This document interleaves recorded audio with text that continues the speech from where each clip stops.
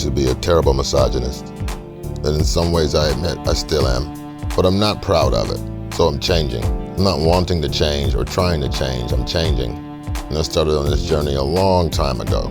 Started to realize that maybe I had been miseducated. I had all the wrong role models. I just think I grew up in a sick environment. The way my father treated women, including my mother, was horrible. But I didn't know that back then. So I spent many years wanting to be like my father, in every way. Looked at the way the other men in my life treated their women, like my uncles. And then when you're young and impressionable, the messages we were getting from hip-hop.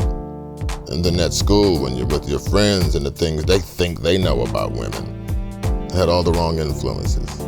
At the same time, I had my mother and my sister that would try to tell me, no, that's wrong, that's not right. They were outnumbered. I just thought they didn't know what the fuck they were talking about. I remember being young with my friends, and we were all bragging about all the shit women are taking from us, how we're mistreating them and they're still sticking around. We thought the shit was hilarious. Now I fail to see the humor in it. So what I learned from, not all, but the majority of the men in my environment and my influence, like on the radio and on TV, I was just miseducated. I viewed my woman as someone I owned, someone who belonged to me. And in order for that to work, she has to have less power than I. So at times, when she was being assertive, I viewed it as disrespect.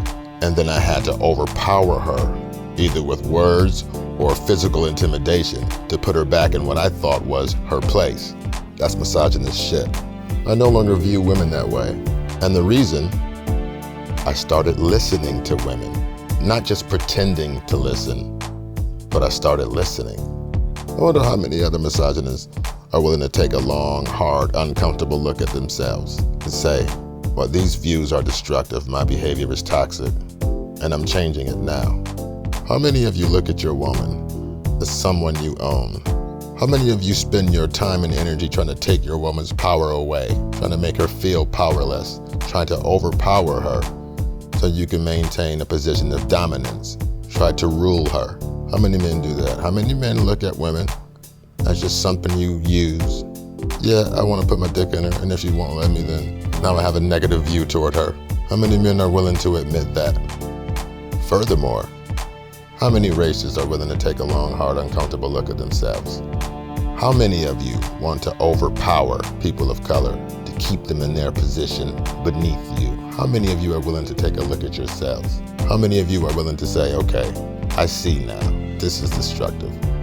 And maybe consider listening to people of color, because you may have been misinformed. You may have been miseducated by your environment. How will you know? You don't listen.